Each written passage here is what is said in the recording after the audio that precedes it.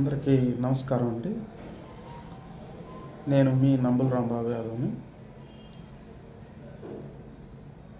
ముఖ్యంగా ముందుగా ఈరోజు భోగి పండగ. భోగి పండగ అనేది సంక్రాంతి, భోగి, కనుమ, ముక్కనుమ ఇది అనేది 4 రోజుల పండగ. ఇందులో తొలి రోజున భోగి పండగగా మనం జరుపుకుంటాం. భోగి రోజు వారి ఇళ్ళను మొత్తం శుద్ధి చేసుకొని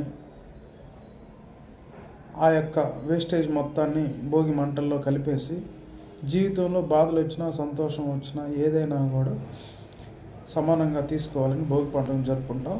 అయితే ఈ భోగి పండుగలో కూడా ఒక ప్రత్యేకమైన ఉంది. ఈ భోగి పండుగ రోజు మనం భోగి పండ్లు అనే వాటిని 12 సంవత్సరాల కంటే చిన్నపిల్లలు ఉంటే వారి తల మీద పోస్తాం. భోగి పళ్ళు అనగా రేగి పండ్లనే భోగి పండ్లు అంటారు. ఈ భోగి పండ్లు అనేది సూర్యుడికి చాలా ఇష్టమైన పండ్లు.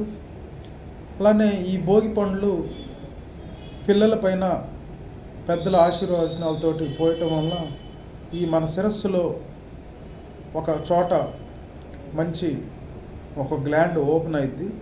దాన్ని ఓపెన్ అవటం వల్ల వాళ్ళ బ్రెయిన్ ఇంకా చురుకుదనం అయిద్దని ప్రతి సంవత్సరం భోగి రోజున పెద్దలు భోగి పండ్లను పోసి దాని ద్వారా ఆ పిల్లల ఆయుష్ను పెంచడానికి గుర్తు చేస్తారు. అట్లానే భోగి పండ్లు ఆలియాస్ రేగి పండ్లు అని పిలువబడేవి. ఈ రేగి పండ్లు ఈ కాలంలో వాతావరణంలో చలి అలానే ఎక్కువ